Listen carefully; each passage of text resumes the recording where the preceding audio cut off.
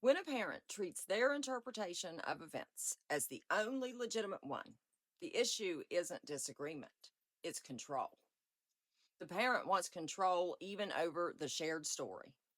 The child cannot have independent perspectives that don't agree with the parent or that the parent doesn't approve of, especially perspectives that paint the parent in a bad light.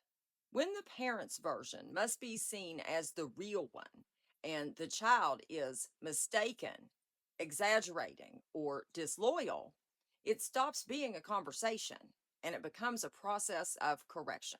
The adult child is only allowed to participate if they adopt the parent's narrative. This makes genuine connection and dialogue impossible because one person's inner world is continuously overwritten. If every discussion of the past turns into what you really felt, or this is what actually happened, it becomes easier to stop sharing altogether. People generally withdraw from spaces where they're continually invalidated. The relationship shifts to something more shallow. You discuss logistics or topics you would discuss with a stranger, or contact is limited. These are the only areas where control isn't contested.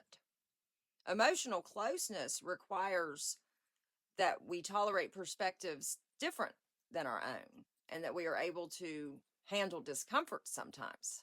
When only one version is allowed, closeness becomes difficult. Attempts to argue about what really happened usually entrench the problem.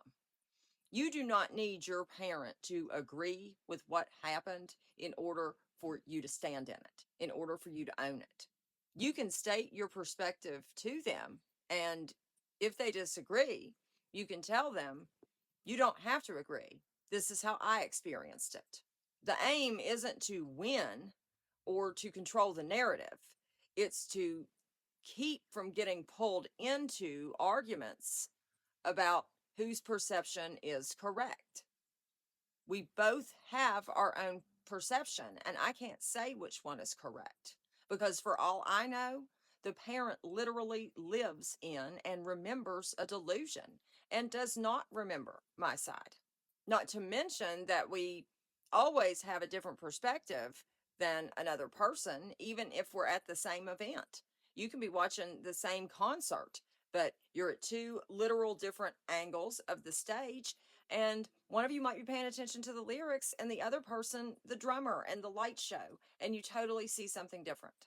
What we have to become comfortable in is standing in our truth, our memory, our experience, even if the whole external disagrees. You know what happened to you. When someone won't allow shared ownership of the story, you have to stop bringing so much of the story into the relationship.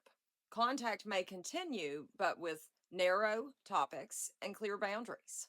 This distance isn't hostility, it's maintaining your sense of self in a relationship where mutual respect and a mutual perspective isn't allowed.